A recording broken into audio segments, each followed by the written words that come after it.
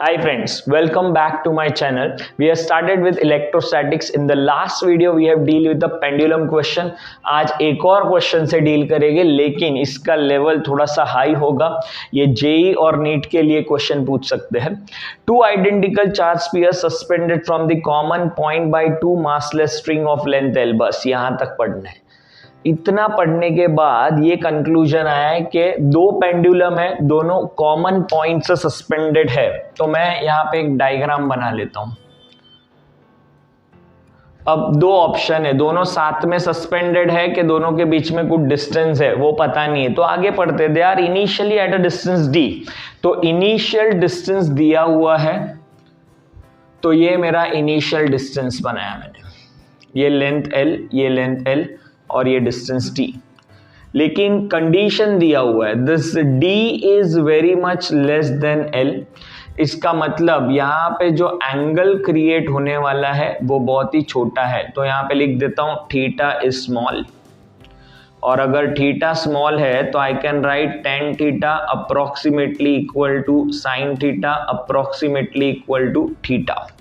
और I can write sine theta अगर लिखना है तो ये जो डिस्टेंस होगा ये d बाई टू और l डिवाइड बाई l लिख सकते हैं.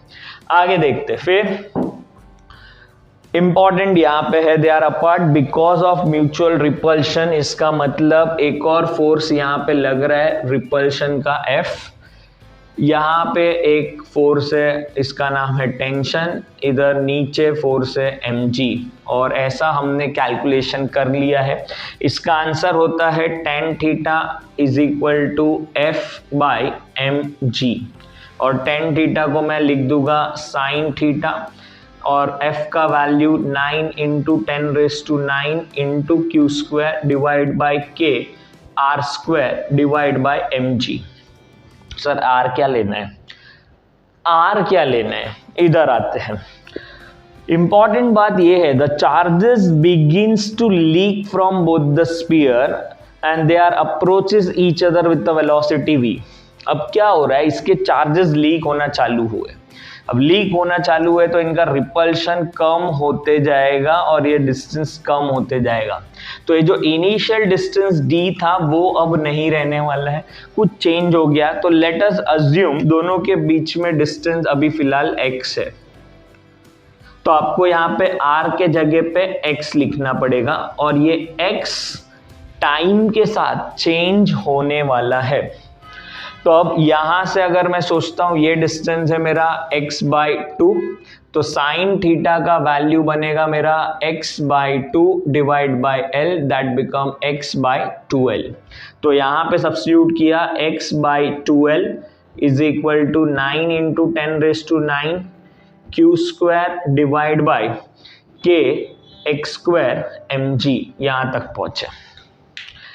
अब यहां से क्वांटिटी जो चेंज होने वाला है, तो यहां से चार्जेस कम हो रहे हैं, मतलब ये Q चेंज होगा.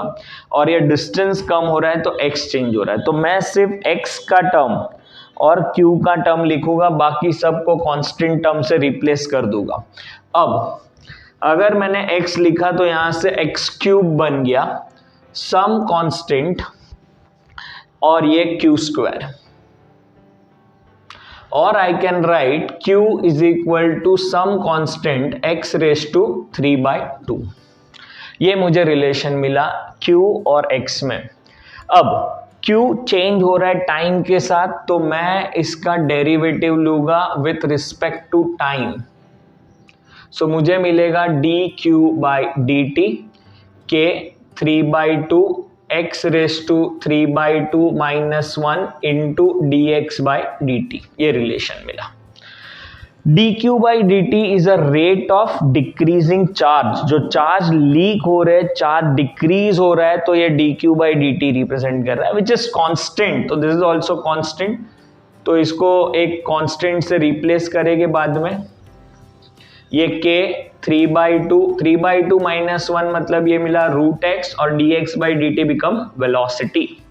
अगर बाकी सब टर्म कांस्टेंट है तो x और v में रिलेशन मिला inverse. That means x is inversely proportional to, या v is inversely proportional to √x. अब ऑप्शन चेक करना है. तो ये रहा अपना option v proportional to x raise to minus half. तो जब चार्जेस लीक होंगे, जब कोई क्वांटिटी टाइम के साथ चेंज होगा, तो इंपॉर्टेंट काम याद रखना है, डेरिवेटिव लेना है। डिफरेंशिएट करेंगे तो रेट ऑफ डिक्रीजिंग चार्ज मिलेगा, तो मैं कंपेयर कर पाऊंगा इसको। ऐसे ही कुछ बातों के लिए देखना पड़ेगा next video. For that stay tuned.